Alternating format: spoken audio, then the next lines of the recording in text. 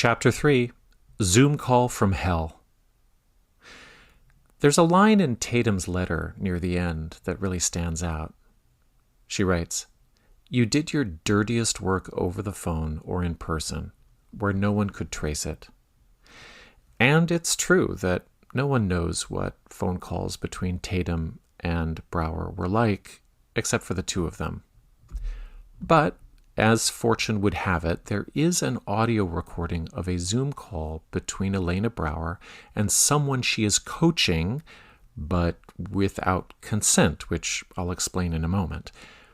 I have permission from that person to report on it and share clips of Brower's voice. The person wishes to remain anonymous. The recording was made legally from a single-party consent territory. The context is a business meeting. Brower is the Handel coach of the business owners.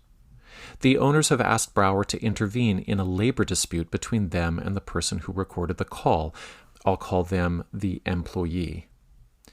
They've already set up a time for the meeting, but the employee is informed the day before by email that Brower will be on the call. The employee has never met Brower. It's clear from the opening of the call that Brower will be running the meeting as a coaching session directed at the employee. And she begins by following a script that seems designed to mediate the labor dispute. Now, the dispute involves the employee's stress around work absences due to an illness in their family. So the call begins with Brower directing a series of stilted confessions of feelings. One boss goes first, and then the employee. But then there's a strange pivot. At the half-hour mark, Brower says, "You and I are very much in the same club. I'm happy to take this a little farther with you and give you another half hour of free time. I think that you are a lot like me in a lot of ways, and I think that I can help you in a very short period of time with just a few things." You have kids? There are kids, yes. And then Brower asks, bizarrely, if the employee has a, quote, mean temper, unquote, with those kids. And it seems she's trying to make some point about how the employee is behaving under stress in their job. Now, this whole kids thing just comes out of nowhere, and it doesn't sound like a good faith question because Brower doesn't actually ask anything about the kids. It's more like she's using the fact that they both have kids to create an identification bond between her and the employee. And as they discuss, they agree that yes, they can both have a temper when it comes to parenting, but Brower suggests that she has overcome it. And this gives her leave to launch into a rapid-fire sermon about what the employee must now do. Now, I'm editing out the employee's voice and a few identifiers for privacy. Again, remember, Brower has never met this employee. This is happening over Zoom.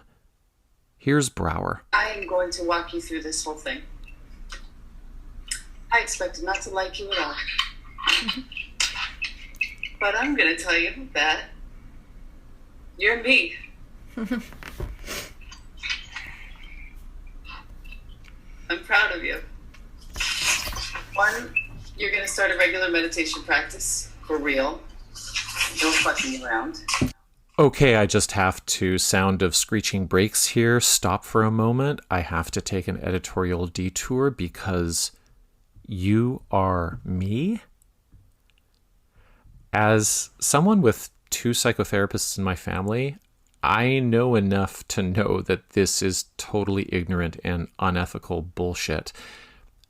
You are me is the absolute last thing that anyone in any helping profession, not to mention something that can look like therapy, should say to anyone. Total transference and countertransference mess. No, influencer, that person is not you. you don't know anything about them. And if you're hoping to create a bond with them by using this language of communion, this is highly unethical because you are two separate people with unique histories and needs, and most importantly, unequal power in this situation where this is an employee with their job on the line.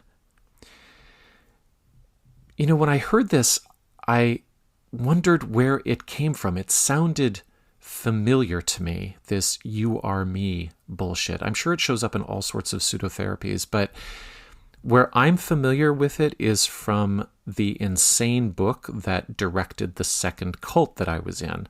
The book is called A Course in Miracles, and I've written just tons on this fuckshit book, and I'll link to all of that for you.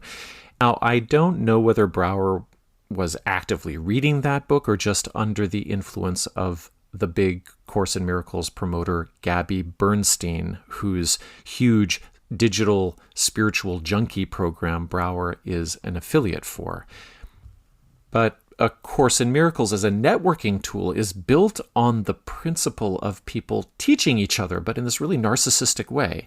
People teaching other people as a means of achieving understanding for themselves.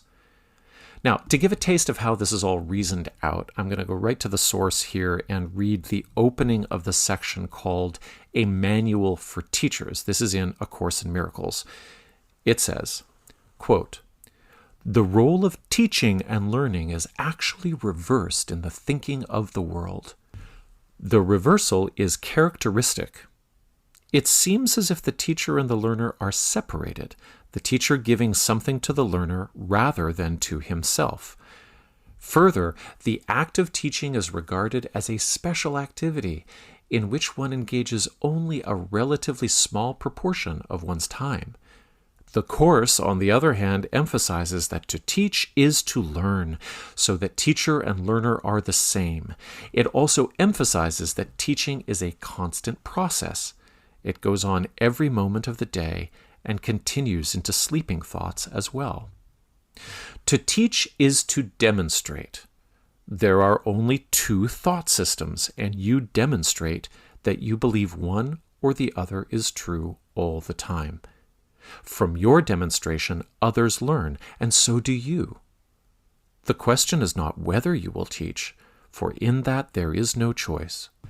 The purpose of the Course might be said to provide you with a means of choosing what you want to teach on the basis of what you want to learn. You cannot give to someone else, but only to yourself, and this you learn through teaching. Teaching is but a call to witnesses to attest to what you believe. It is a method of conversion. This is not done by words alone. Any situation must be to you a chance to teach others what you are and what they are to you." Okay, so hopefully the mind-bending, boundary-free, intrusive creep factor is clear from all of this. And special note here, the channeler of A Course in Miracles was a New York City psychologist named Helen Schuckman. So this is a person who would have been clearly educated in how fucked up this dynamic is from a therapeutic point of view. Part of what her channeled book does is to explicitly reject the previous 60 to 80 years of therapeutic practice and research. And that, dear listeners, is why it is so popular in the New Age crowd. It ditches the basic principles, but also the rigor and the discipline of boundary therapy. And it comes from a therapist. It's like the authority of the homeopathy influencer who used to be a doctor before they freaked out. And then with this whole idea of teaching other people as a form of therapy, it gives license for any egomaniac to insinuate themselves into the lives of others under the guise of spiritual advancement. You don't have to go to school. You just have to believe in yourself and your own truthy truth. But that's enough for that rabbit hole.